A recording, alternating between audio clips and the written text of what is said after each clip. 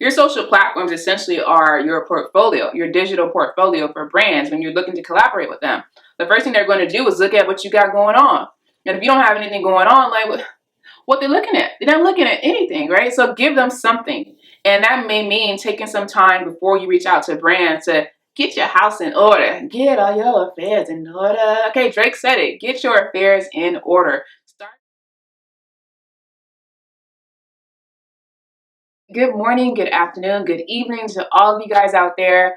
It is Own Day, of course. And in today's video, I'm going to be answering some of the most frequent questions that I receive in regard to securing brand collaborations, securing the bag, creating a rate card.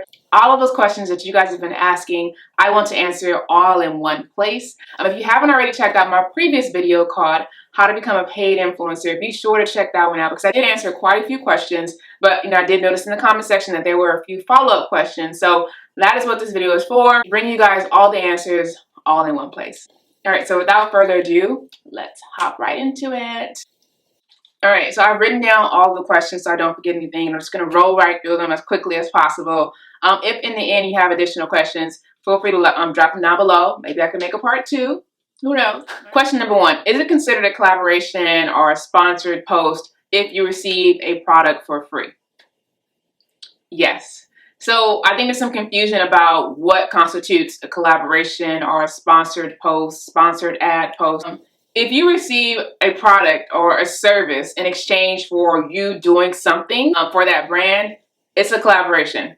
It's a sponsored post. If that's not something you would have done on your own or without having received that product or that service, it's sponsored. You're collaborating with that brand to create content. So you don't necessarily have to be paid to make it a sponsored post or an ad.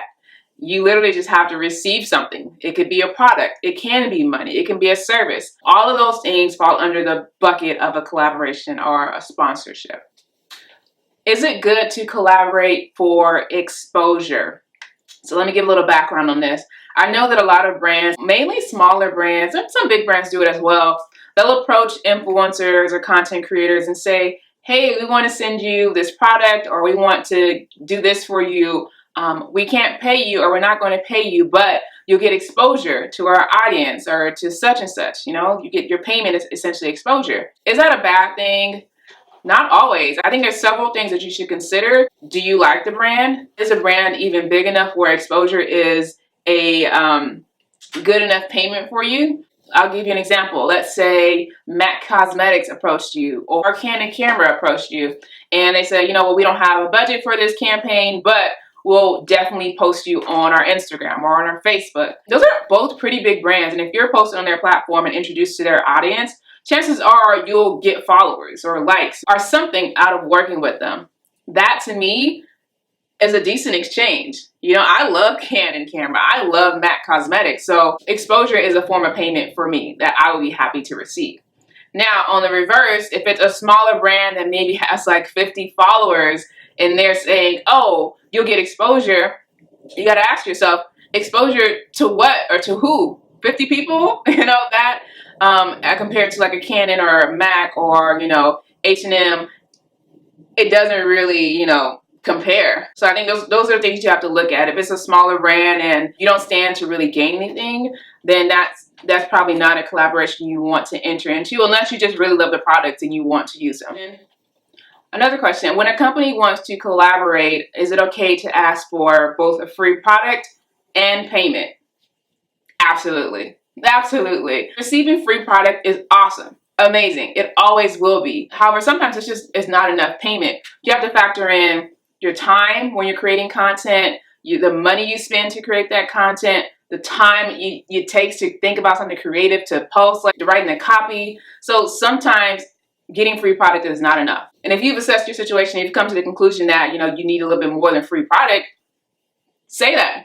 Say, hey, thank you for reaching out to me. I really appreciate you for, wanting to send me free product or wanting to give me this free service. However, I do still charge for creating and posting content on my platform. Here are my rates. Slide it on through and see what they say. But don't be afraid to still ask for compensation even though you're getting free product or a free service. Is follower size important? That's a tricky one because I can't sit here and say no. That would be a lie. Follower size is important for a lot of brands these days. Today, we all pretty much know how important engagement is, right? Sometimes it's more important than follower size. So I think you shouldn't count yourself out because you don't have a certain number of followers. There are other things that a brand will look at besides your follower size. They'll look at the type of content that you're creating. Is it good? Does it align with the type of content that they create? They'll look at your engagement. They look at all of these things, and I think if you don't have a high follower count, the things that can grab the attention of brands are your engagement rate, the type of content that you're creating, your consistency with your posts, the number of platforms that you're on. So maybe you're not active on Instagram, but your blog is popping off the chain. So don't count yourself out based on your follower count. Yes, it does help to have a lot of followers. However, if you don't, focus on your strengths. Where are the areas where you do exceptionally well? Those are still bargaining points for you. Okay, should I have a minimum amount of content on my page, Instagram, or YouTube before reaching out to brands?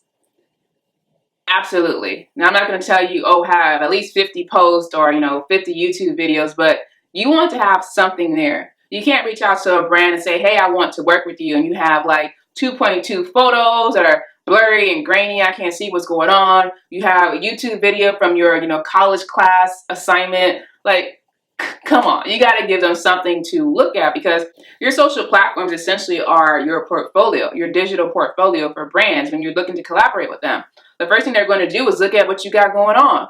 And if you don't have anything going on, like, what they're looking at, they're not looking at anything, right? So give them something. And that may mean taking some time before you reach out to brands to get your house in order. Get all your affairs in order. Okay, Drake said it. Get your affairs in order. Start posting the type of content that you think will appeal to the brands that you want to collaborate with, right?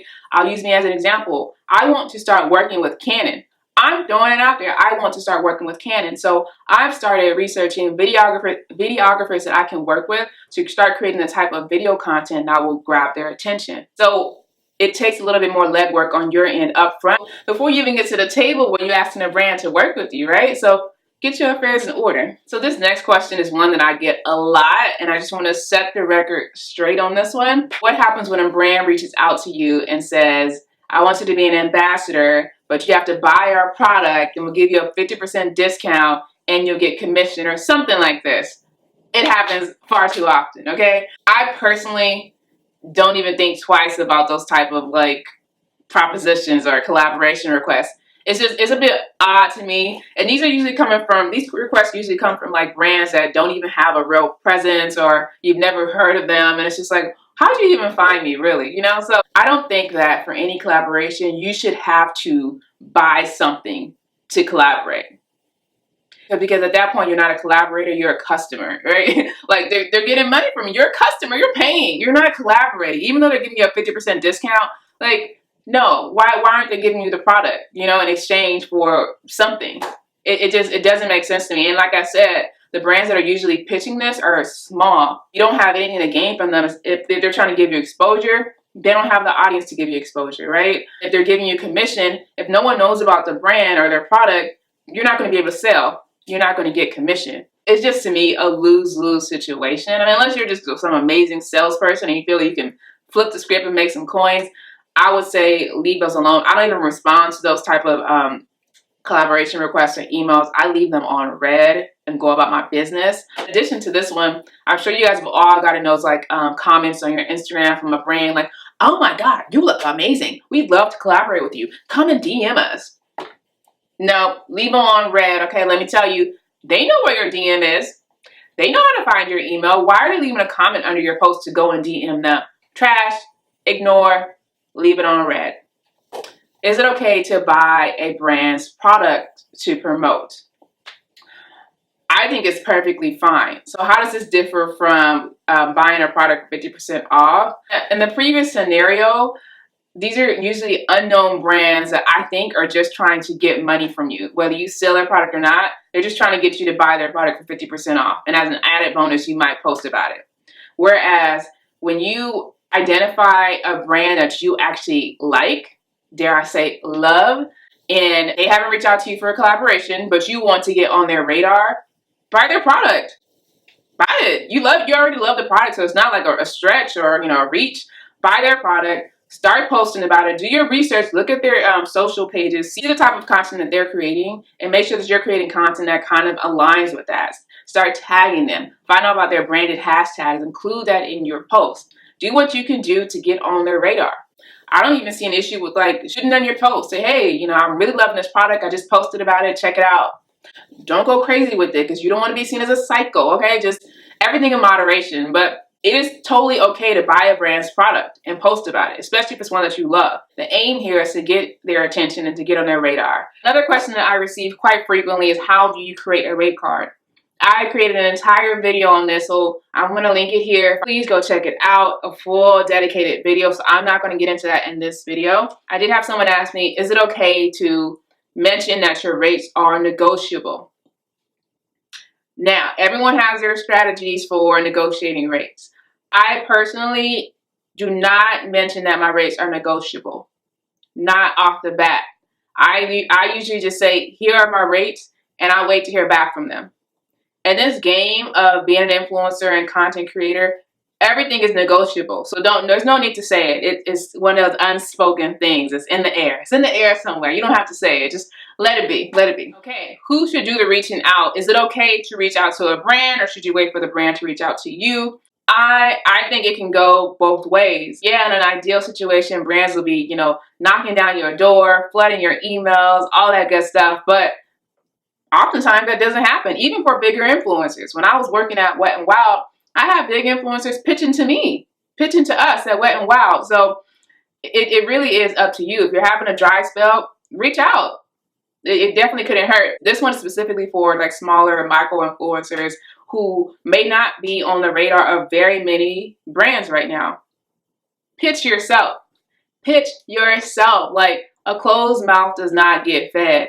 And I think oftentimes as smaller influencers, micro influencers, which I myself am, we think that, oh, these brands aren't reaching out to me because they don't like my work, or, you know, I'm trash, I'm rubbish. Well, the truth is, they don't know who you are. They have no idea who you are, right? How can that? You know, you may be smaller. You're not being shown the Explore page. You're not tagging them. There are too many accounts in there for you to expect a brand to know who you are. I know that's hard. That's a hard truth, but it's something you got to get comfortable with. They don't know who you are, so you got to let them know. And that may come in the form of you pitching yourself to them. That is the quickest, surest way to get the attention of a brand and to start securing these brand collaborations. So I think especially for smaller micro influencers, you should be pitching yourself. Absolutely, 110% feel that way. You should pitch yourself to brands. I think we've made it to the last question. Do brands prefer DMs or emails? I can, of course, only speak for myself. I know that when I'm managing social media accounts, I respond to both. I do. If an influencer sends me a DM and I like their page, I'm like, yo, what's up? Let's collaborate. Let's work together. Or I'll say, hey, can you send an email to our PR, our social team? So there's nothing wrong with DMs. With emails, it's a bit more official or more professional. I don't know, but I find that a lot of brands are just very active on social media and they don't have a problem with responding to DMs, even if it's to say, hey, shoot this message to our PR team at this email address. So I think in my earlier stages when I was smaller, I would do a lot of reaching out via DM. Even today, I'll still shoot a DM, but if I don't receive a response, which can happen because sometimes if a brand, well, all the time, but if a brand is not following you, then, you know, your DM won't show up in their inbox. It'll show up in that murky area where, you know, they may not check it. So if you send a DM and you don't get a response, follow up with an email. Say, hey, I sent you guys a DM, but just following up with an email, Boom. Or you can just go straight to email, whatever tickles your fancy or floats your boat. And that is all of the questions that I had listed for this first round. I hope that I was able to address all of your questions, or at least most of them. Again, if you have more, feel free to drop them down below. I am happy to do a part 2 because we are coming with this YouTube game, all right? We're going to work our way up to posting multiple times a week, y'all. So help me out. Let me know what you guys want to hear from me, want to see from me, and I will keep the good stuff coming. Yeah. All right. As always, if you did enjoy this video, be sure to like, comment, subscribe, and until the next time, toodaloo.